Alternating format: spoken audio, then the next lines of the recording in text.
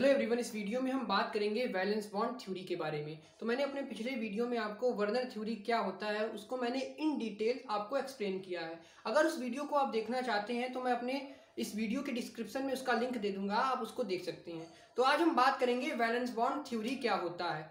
तो चलिए शुरुआत करिए। आज का जो हमारा टॉपिक है वो है वैलेंस बॉन्ड थ्योरी। तो देखिए, ये थ्योरी जो डेवलप किया गया का नाम है लिविंस पॉलिंग, यानी इस थ्योरी के जो रचयिता हैं वो है लिविंस पॉलिंग। यानी लिविंस पॉलिंग ही ने वैलेंस बॉन्ड थ्योरी की खोज की। तो देखिए, इन्होंने असल में थ्योरी जो है वो आपका हाइब्रिडाइजेशन और ज्योमेट्री के ही बारे में बता पाती है किसी भी कॉम्प्लेक्स सब्सटेंस का। तो आप बात करते हैं कि वैलेंस बॉन्ड थ्योरी के क्या क्या पोस्टुलेट हैं। तो पहला पोस्टुलेट की बात करते हैं कि जो मेटल लिगेंड पहले पोस्टुलेट की बात करते हैं। ये क्या है, आपके पोस्टुलेट हैं।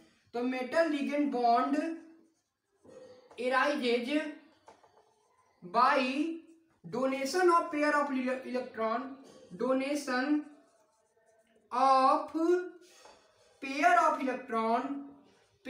Electron to ligand metal having vacant orbital.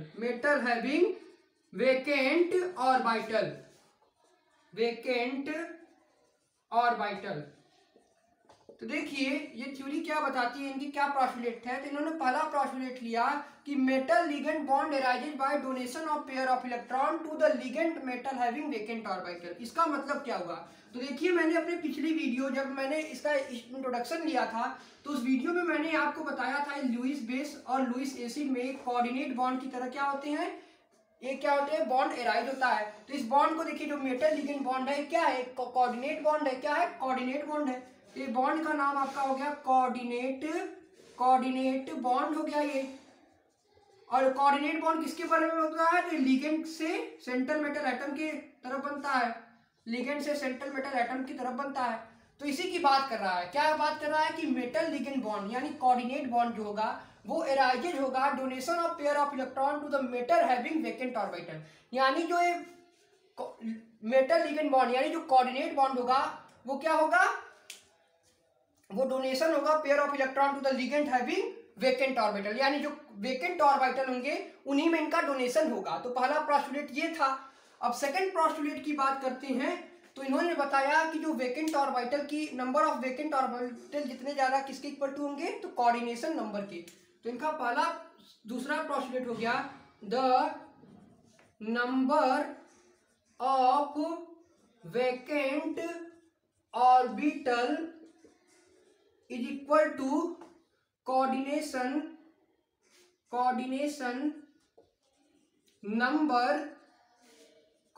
Number of central metal atom की।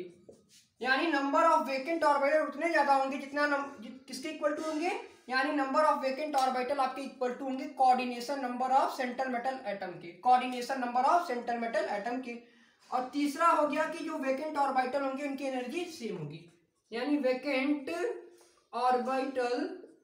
ऑर्बिटल्स हैव सेम एनर्जी, इनकी एनर्जी सेम होगी। तो इन्होंने क्या पोस्टुलेट लिया, पहला पोस्टुलेट हो गया कि metal ligand bond arises by donation of pair of electron to the ligand metal having vacant orbital. तो इन्होंने अपने पहले पोस्टुलेट में हमें क्या बताया कि जो मेटल लिगेंड बॉन्ड होता है, तो हमने बताया कि जो लिगेंड होता है वो लुईस बेस की तरह बिहेव करता है और सेंट्रल मेटल एटम एक एसिड की तरह बिहेव करता है। तो यहाँ पर जो बॉन्ड बनता है वो है कोऑर्डिनेट बॉन्ड। तो वही बॉन्ड की चर्चा कर रहा है कि अगर जो मेटल लिगेंड बॉन्ड होगा यानी जो कोऑर्डिनेट बॉन्ड होगा वो एराइजेज करेगा donation of pair of electron to the metal having vacant orbital. यानी जो खाली ऑर्बिटल होंगे उसी में इनका डोनेशन होगा। पहला पोस्टुलेट हो गया। दूसरे पोस्टुलेट में इन्होंने बताया कि जो नंबर ऑफ वेकेंट ऑर्बिटल हैं वो इक्वल टू होंगे coordination number of central metal atom के। किसके इक्वल टू होंगे, coordination number of central metal atom के। और तीसरा पोस्टुलेट इन्होंने बताया कि वेकेंट ऑर्बिटल की जो एनर्जी होगी वो सेम होगी। वेकेंट ऑर्बिटल है सेम एनर्जी या इक्वल एनर्जी होंगी। देखिए, vacant orbital equal to coordination number of central metal atom के। यानी अगर आपके पास कोऑर्डिनेशन नंबर 2 होगा तो उसमें जो आपका उसमें जो आपका स्ट्रक्चर बनेगा वो बनेगा sp। तो देखिए ये 3 पोस्टुलेट थे, लेकिन जो थ्योरी थी वो क्या एक्सप्लेन करती है, this theory the explain the hybridization and geometry of the compound. Hybridization and geometry of compound, इसका इस थ्योरी का मेन उद्देश्य है हाइब्रिडाइजेशन और ज्योमेट्री बताना किसी भी कॉम्प्लेक्स कंपाउंड का,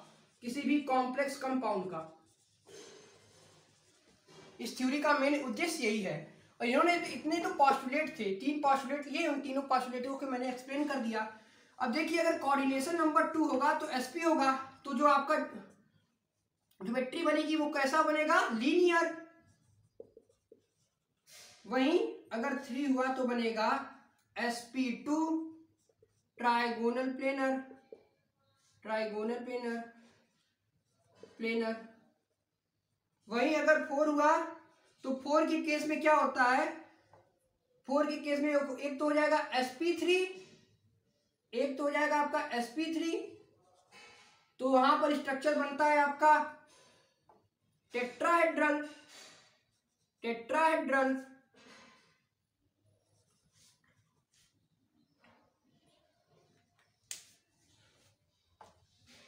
तो देखिए जो 4 वाला ऑक्सीडेशन नंबर होता है, कोऑर्डिनेशन नंबर, तो 4 वाले कोऑर्डिनेशन नंबर में 2 केस बनते हैं।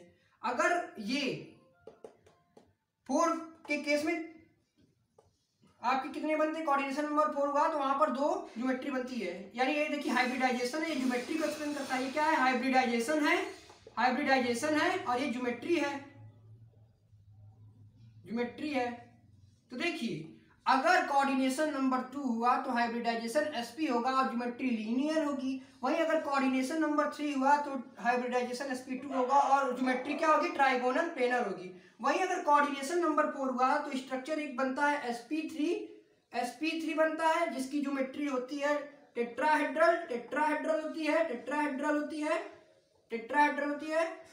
और अगर ये इनर, यानी अगर ये sp3 तब बनेगा जब ये पूरा आउटर को लेगा, अगर इनर d ऑर्बिटल को लेता है तो स्ट्रक्चर बनता है हाइब्रिडाइजेशन, वो बनता है d2sp3, यानी ये बन जाएगा dsp2, ये बन जाएगा dsp2। तो आपका हाइब्रिडाइजेशन हो जाएगा वो स्क्वायर प्लेनर हो जाएगा। वहीं अगर 5वां नंबर कोऑर्डिनेशन नंबर 5 है तो स्ट्रक्चर बनता है sp3d, तभी बनेगा क्या, तभी बनेगा ट्राइगोनल बाइपिरामिडल बन जाएगा, बाइपिरामिडल।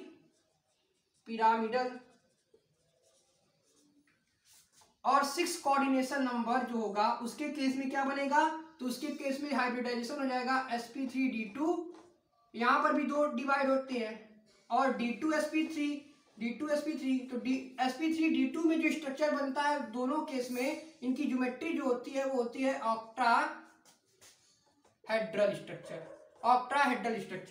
तो इस ज्योमेट्री में इन्होंने क्या बताया, तो देखिए 3 पोस्टुलेट दिए और जो सेकंड पोस्टुलेट है बहुत इंपॉर्टेंट है, वो क्या बताता है, coordination number of central metal atom की। तो देखिए अगर कोऑर्डिनेशन नंबर 2 हुआ तो sp स्ट्रक्चर लीनियर, 3 हुआ तो sp2 ट्राइगोनल प्लेनर, 4 हुआ तो sp3 टेट्राहेड्रल। और टेट्राहेड्रल ओर्बिट कब, जब ये पूरा आपका आउटर हो। वहीं अगर इनर आ जाता है तो d अगर आगे आ जाए तो स्क्वायर प्लेनर स्ट्रक्चर बन जाएगा। वहीं अगर आपके पास sp3d है तो इसका स्ट्रक्चर यानी कोऑर्डिनेशन नंबर 5 है तो उसका हाइब्रिडाइजेशन sp3d होगा और स्ट्रक्चर हो जाएगा, क्या स्ट्रक्चर हो जाएगा ट्राइगोनल बाइपिरामिडल। वहीं स्ट्रक्चर अगर क्या है, कोऑर्डिनेशन नंबर 6 है तो हाइब्रिडाइजेशन क्या हो जाएगा, अगर कोऑर्डिनेशन नंबर 6 है तो हाइब्रिडाइजेशन हो जाएगा sp3d2 एंड d2sp3। तो स्ट्रक्चर ज्योमेट्री बनेगी इसकी ऑक्टाहेड्रल।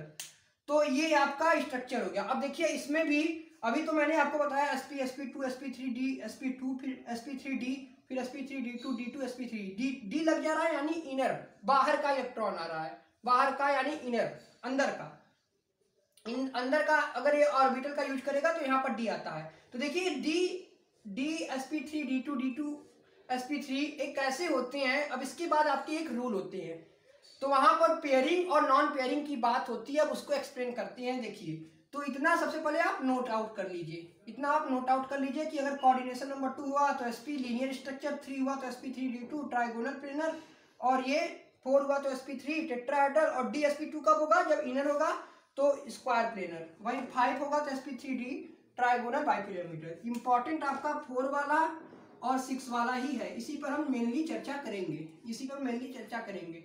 और अगर 6 हुआ तो ये आपका स्ट्रक्चर दो तरह से। तो देखिए, अब हम बात करेंगे स्ट्रॉन्ग फील्ड लिगेंड और वीक फील्ड लिगेंड के बारे में। तो हम इतना इरेज कर देते हैं, अब चलिए अब इतना हम इरेज कर देते हैं। इसी में हम बात कर लेते हैं स्क्वायर और वीक फील्ड लिगेंड क्या होते हैं। अब हम उसकी बात कर लेते हैं, उसकी बात अब हम कर लेते हैं। ट्राइगोनल बाई पिरामिडल, और ये हो जाएगा टेट्राहेड्रल। तो देखिए, अब देखिए स्ट्रॉन्ग फील्ड लिगेंड क्या होते हैं और वीक फील्ड लिगेंड क्या होते हैं। तो देखिए, जनरली कार्बन और नाइट्रोजन के donor, carbon and nitrogen donor, generally they are behaving like a strong field ligand. और स्ट्रॉन्ग फील्ड लिगेंड मतलब पेयरिंग होगी, यानी यहां पर पेयरिंग का पॉसिबिलिटी है, पेयरिंग होगी, पेयरिंग करेंगे, ये सब पेयरिंग क्या करेंगे, पेयरिंग करेंगे। वहीं वीक फील्ड लिगेंड क्या होते हैं, जो आपके ऑक्सीजन और हेलोजन के डोनर हो, हेलोजन के जो डोनर हो वो क्या करेंगे, ये है वीक फील्ड लिगेंड, और ये पेयरिंग में, यानी पेयरिंग नहीं करेंगे, ये पेयरिंग नहीं करेंगे, नहीं करेंगे। तो देखिए, अभी जैसे मैंने D2sp3 dsp2 ये कैसे आया, अब इसी से आपको पता चल जाएगा। यानी स्ट्रॉन्ग फील्ड लिगेंड जनरली क्या होते हैं, कार्बन और नाइट्रोजन के डोनर होते हैं जो पेयरिंग करेंगे। वहीं वीक फील्ड लिगेंड वो होते हैं जो ऑक्सीजन और हेलोजन के डोनर हो, यानी O और Cl- Fe- इस तरह से Br-। और कार्बन और नाइट्रोजन के डोनर क्या कराएंगे, आपके स्ट्रॉन्ग फील्ड लिगेंड और पेयरिंग करेंगे। जैसे एग्जांपल हो गया CO, ये क्या है, स्ट्रॉन्ग फील्ड लिगेंड है। जैसे इथिलीन डाइअमीन EN, ये क्या है, स्ट्रॉन्ग फील्ड लिगेंड है। वहीं अगर आपसे इसका एग्जांपल दें तो वाटर हो गया और F-Cl- ये जनरली क्या है, वीक फील्ड लिगेंड है। इस तरह से अगर आपके पास रहेगा। तो देखिए, वैलेंस बॉन्ड थ्योरी को एक बार फिर से एक्सप्लेन करते हैं। तो देखिए, उन्होंने अपने 3 पोस्टुलेट दिए, उन पोस्टुलेटों को आपने नोट आउट कर लिया होगा, यानी metal ligand bond arises by donation of pair of electron to the metal having vacant orbital, पहला पोस्टुलेट। तो दूसरा पोस्टुलेट हो गया कि जो वैकेंट ऑर्बिटल होंगे वो इक्वल टू होंगे coordination number of central metal atom के। और तीसरा पोस्टुलेट इनका हो गया कि जो वैकेंट ऑर्बिटल होंगे उनकी एनर्जी सेम होगी। तो देखिए, अगर कोऑर्डिनेशन नंबर 2 हुआ तो हाइब्रिडाइजेशन sp और ज्योमेट्री लीनियर, 3 हुआ अगर sp3 sp2 ट्राइगोनल प्लेनर, 4 हुआ तो sp3 टेट्राहेड्रल। वहीं अगर इनर D 4 हुआ तो क्या होगा, sp3 टेट्राहेड्रल, और dsp2 होगा तब स्क्वायर प्लेनर। वहीं sp3d होगा तो ट्राइगोनल बाइपिरामिडल। और 6 वाला भी बहुत इंपॉर्टेंट है, sp3d2 ऑक्टाहेड्रल, दोनों केस में D2sp3 और sp3d2। D2sp3 और sp3d2 में फर्क क्या है कि यहाँ पर इनर है और वो देखिए आउटर है। तो अब इसको एक्सप्लेन करते हैं। तो अब चलिए एग्जांपल करते हैं, फिर इसके बाद इस थ्योरी को आप, वहां पर मैं आपसे पूछूंगा हाइब्रिडाइजेशन, ज्योमेट्री, फिर उसके बाद डायमैग्नेटिक है कि पैरामैग्नेटिक है, इनके बारे में हम चर्चा करेंगे। तो चलिए अब इतना इरेज कर देते हैं, इसके बाद हम बात करेंगे, इनके एग्जाम्पल लेकर आपको क्वेश्चनों को सॉल्व कराऊंगा। तो आप इतना नोट आउट कर लीजिए।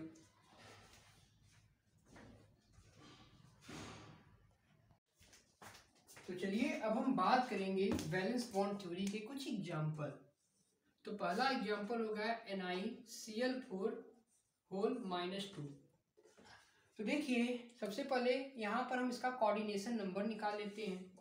तो कोऑर्डिनेशन नंबर कैसे निकालते हैं, number of ligand into density. तो नंबर ऑफ लिगेंड कितनी है, तो यहाँ पर नंबर ऑफ लिगेंड हो गया 4, और डेंसिटी Cl क्या है, मोनोडेंटल लिगेंड है तो 1, यानी कोऑर्डिनेशन नंबर आ गया 4। कोऑर्डिनेशन नंबर क्या आ गया, 4 आ गया। अब यहाँ पर Ni क्या है, NiCl4 -2 है। अब देखिए, अभी मैंने आपको बताया कि जनरली जो होते हैं आपके ऑक्सीजन और हाइड्रोजन के डोनर बिहेव करते हैं किसकी तरह, वीक फील्ड लिगेंड की तरह बिहेव करते हैं। तो अगर ये वीक फील्ड लिगेंड की तरह बिहेव करते हैं तो पेयरिंग यहाँ पर नहीं होगी। तो जनरली जो Cl और ये ऑक्सीजन और हाइड्रोजन के जो डोनर होते हैं वो generally behave like a weak field ligand, then they are not possibility to doing pairing, यानी इनके पास पॉसिबिलिटी नहीं होती है पेयरिंग करने की। तो Cl जो है वो क्या है, हाइड्रोजन है, तो ये वीक फील्ड लिगेंड कहलाएगा। अगर ये वीक फील्ड लिगेंड है तो यहाँ पर पेयरिंग नहीं होगी, पेयरिंग पॉसिबिलिटी नहीं होगी। अब यहाँ पर हम सबसे पहले सेंट्रल मेटल एटम यहाँ पर Ni है, तो Ni का अगर हम एटॉमिक नंबर पूछे तो होता है 28। क्या होता है, 28 होता है। तो अगर इसका जनरलाइज इलेक्ट्रॉनिक कॉन्फ़िगरेशन करें तो होता है ये, क्या होता है ये, ऑर्गन तक हो जाएगा 18, ऑर्गन तक हो जाएगा 18, फिर इसके बाद ये हो जाएगा आपका 4s2, फिर 3d8। ये इसका जनरलाइज इलेक्ट्रॉनिक कॉन्फ़िगरेशन हो गया निकल का। लेकिन अगर हम NiCl4-2 है, क्या है, NiCl4-2 है, अगर हम Ni का ऑक्सीडेशन नंबर यहाँ से निकालें तो क्या हो जाएगा, x -4 -2, x = -2 + 4, x की वैल्यू हो जाएगी +2, यानी यहाँ पर Ni का एक्साइटेड स्टेट हो गया +2। तो यहाँ पर हम बात करते हैं Ni+2 की। अब Ni+2 में क्या होता है, अगर हम hence rules of maximum multiplicity की बात करें तो 4s में इलेक्ट्रॉन की संख्या 2 कम हो जाएगी, यानी 4s में कोई इलेक्ट्रॉन नहीं रहेंगे, यानी Ni+2 में आपका बस केवल d ऑर्बिटल बचेगा, 4s में 0 इलेक्ट्रॉन रहेंगे। 4s में 0 इलेक्ट्रॉन है, केवल क्या बचेगा, d ऑर्बिटल बचेगा, और उसमें कितने इलेक्ट्रॉन, तो 8 इलेक्ट्रॉन। अब देखिए अगर कोऑर्डिनेशन नंबर 4 था, कोऑर्डिनेशन नंबर अगर 4 था तो वहाँ पर स्ट्रक्चर हाइब्रिडाइजेशन एक था sp3 और एक था dsp3, एक था sp3 एक था dsp2 था। अब देखिए अब हमको कैसे पता चले, तो सबसे पहले हम यहाँ पर एक d बनाते हैं, फिर s बनाते हैं, फिर p बनाते हैं, क्योंकि d ऑर्बिटल में ही क्या हो रहा है, इलेक्ट्रॉन है, s और p में तो कोई इलेक्ट्रॉन नहीं है।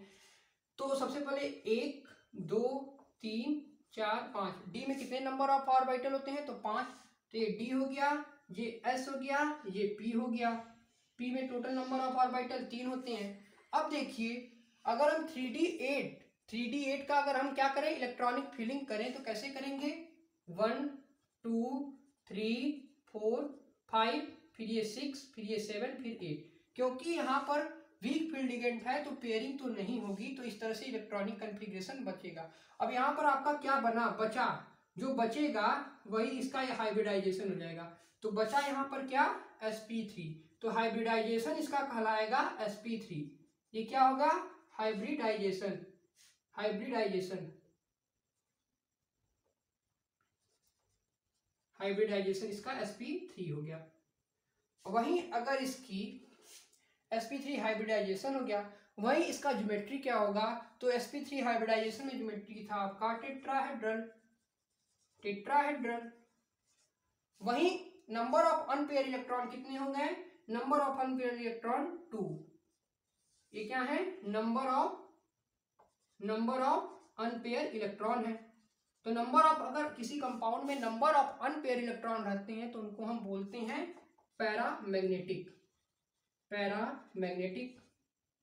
मैग्नेटिक बोलेंगे। तो नंबर ऑफ अनपेयर इलेक्ट्रॉन निकालने के लिए हमारे पास फार्मूला होता है μ = n+2, और ये वैल्यू बोहर मैग्नेट्रॉन में आती है। तो इस तरह से आप इसका यही सब क्वेश्चन आपसे एराइज होंगे। आपको हाइब्रिडाइजेशन पूछ सकता है, इसकी ज्योमेट्री पूछ सकता है, फिर नंबर ऑफ अनपेयर इलेक्ट्रॉन पूछ सकता है, फिर आपसे म्यू की वैल्यू पूछ सकता है। तो इस तरह से आपके क्वेश्चन बनते हैं। तो एक